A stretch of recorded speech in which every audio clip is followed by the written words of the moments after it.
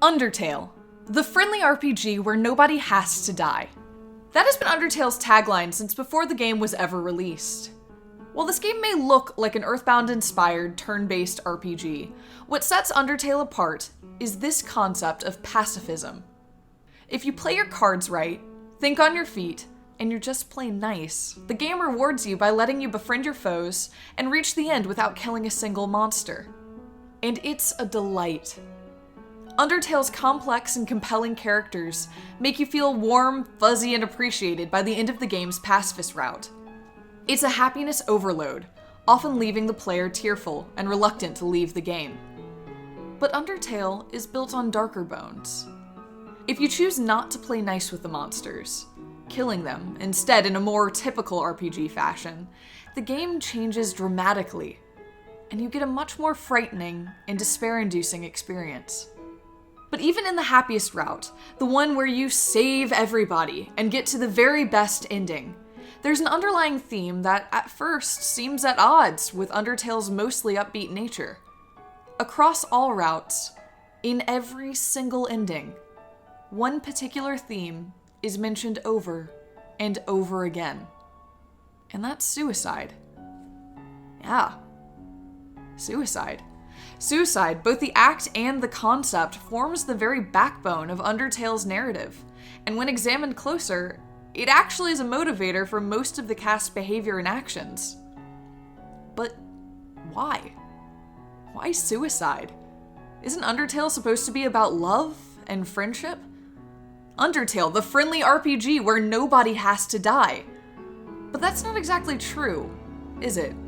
Because there are some deaths in the game that the player simply can't prevent, and all of those deaths are self-inflicted. Let's start with the obvious, the one stated explicitly in several different routes. I'm talking, of course, about Kara. Kara, the first child, tried to commit suicide by jumping into Mount Ebott. When discussing Kara at the end of the pacifist route, Azrael states that nobody would jump into Mount Ebott without a reason, and that Kara's reason wasn't a very happy one. Kara hated humanity, and tried to end their life by climbing Mount Ebott, something everybody knows nobody returns from. But the attempt fails, and afterwards Kara spends some time living with the royal family of the underground, only to eventually succeed in killing themselves by consuming poisonous buttercup flowers. It is also explicitly stated in-game that Flowey attempted suicide as well, several times from the sound of it. Flowey mentions that he tried to follow in Kara's footsteps, which not only shows that he tried to end his own life, but also doubly supports that Kara had done so in the past. It could be said that even Azrael chose to die rather than to live. When Azrael, with Kara's soul, is attacked on the surface, he chooses not to fight back, instead letting himself be killed. He chooses to die. And, well, there's Frisk. Despite Frisk being the player character, not much is known about them, other than that they have a penchant for striped shirts and that they can eat 12 glam burgers in a single fight. But what we do know is that Frisk jumped off of Mount Ebott at the start of the game, just like Kara.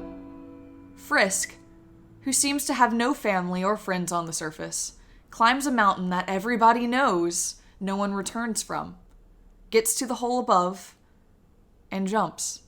Frisk's attempt to end their own life at the beginning of the game mirrors the struggles of other characters. Alpheus, who speaks quietly about how she might do something cowardly. Sans, who mentions over and over how he's given up. Flowey, who killed himself again and again just in order to feel something. And Kara, who wanted the world to burn with him. And also characters like Asgore, who frame death as the only answer, despite there being many, many other options. And, finally, Frisk. Frisk, who counts their deaths and lists them for their enemies. Frisk, who fell down, but got back up. Frisk, who in some endings even makes it back to the surface. Frisk, who stays dead and gone if the player gives up and walks away. Frisk, who throughout the game is given a choice. Fight or spare. Continue or quit. So why suicide as a theme? Well, my guess is that it's because suicide, the concept of choosing death versus choosing life, is built into Undertale's core gameplay mechanics. Undertale is deeply meta, treating classic game tropes like save points, items, experience, and levels as realities within the world and the narrative. In the Underground, things that ordinarily might be taken as simple UI elements are all real, and have very real effects on the inhabitants of the Underground. But in my opinion, the most interesting use of a classic game trope in Undertale is the way it uses continues. After each death, you are left in a black void, listening to a clip of Asgore, begging Kara to stay determined. You are then given a choice. Revive at your last save point, or end the game. Pretty classic gaming fare. Many, if not most, games have game over screens, and let you know that you have lost your life in the game, and that give you the option to try again. But remember, this is Undertale, and what appears to be a simple UI screen is very real. When Sans kills you, he tells you that if you ever were really friends, you won't come back. That the best option is to quit, to give up, to let yourself be killed. Flowey too tries to hammer this point home. Kill or be killed, he says, and then later, don't kill, and don't be killed, reflecting your choices throughout the game. And that's it. Undertale is a game about choice. One choice. A simple choice. Life or death? Do you kill your enemies or do you not kill your enemies? Do you let yourself be killed or do you not let yourself be killed? Do you choose death for yourself or for your enemies, or do you not choose death? Undertale, the friendly RPG where nobody has to die. While this tagline might not be precisely accurate, it does highlight a core concept of Undertale. Nothing has to happen. It's up to you. At least, that's my guess.